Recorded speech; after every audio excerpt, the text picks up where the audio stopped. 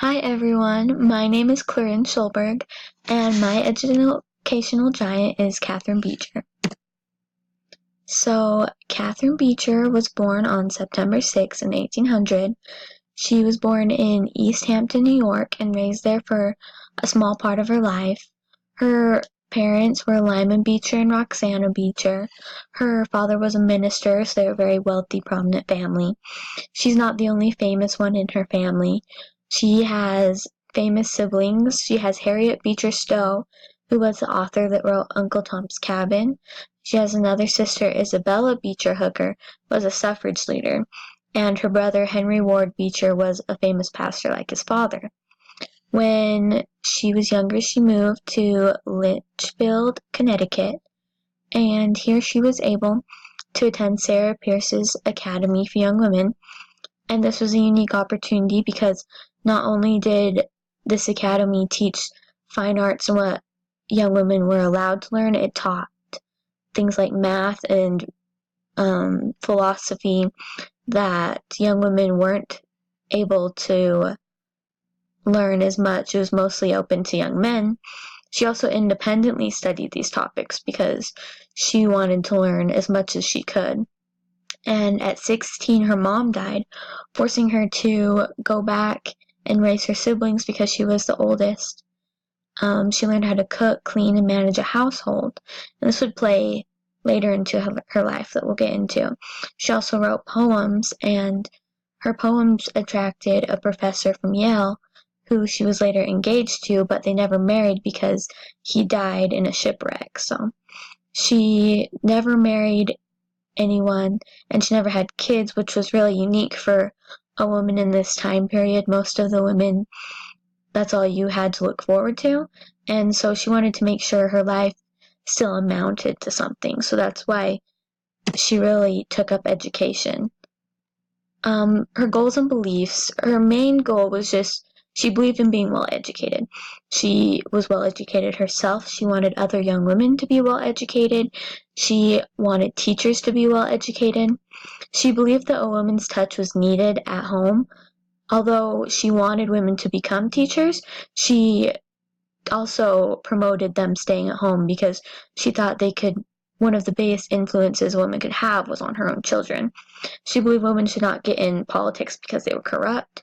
One really cool thing was she believed in physical education for girls because she didn't like the stereotype at that time that women were fragile and they couldn't do anything.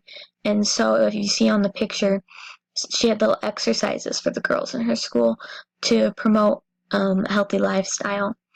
And one of the quotes I really enjoyed that she said was, "If all females were not only well educated themselves, but were prepared to communicate in an easy manner their stores of knowledge to others, if they not only knew how to regulate their own minds, tempers, and habits, but how to effect improvements in those around them, the face of society would be speedily changed."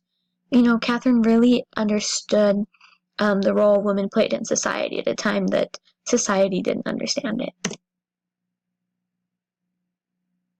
She had many accomplishments. She founded Hartford Female Seminary, Western Female Institute, and the Central Committee for Promoting National Education. You can see these are all surrounded by the idea that education is important. She also developed the McGuffey Readers, which were one of the first nationally adopted elementary textbooks, and she wrote many books for housewives. It was a lot of instructions on how to run a household, and this was a new idea because there wasn't much information on how you run a household. You're mostly trained by your mother and a little bit at school, and then you kind of just had to discover the rest on your own. So her books did really well.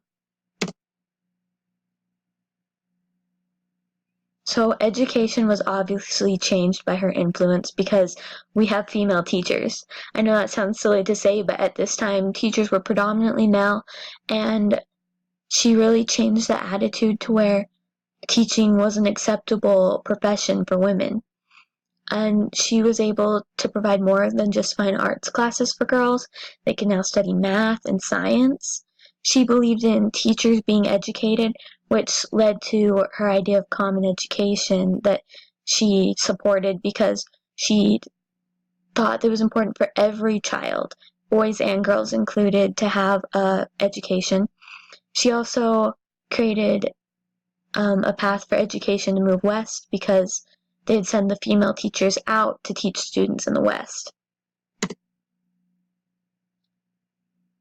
And this really affects me because I am a female who's going to school, and without her role in education, that likely would not have been possible, especially in her time, because I've had so many female teachers have influenced me, and I was able to take classes that in that time girls were not able to take, and I'm going to school to be a teacher, and so I'm really thankful for Catharine and what she's done for education and how much influence she has had in education and everyone around her. And that's the end of my presentation. Thank you for watching.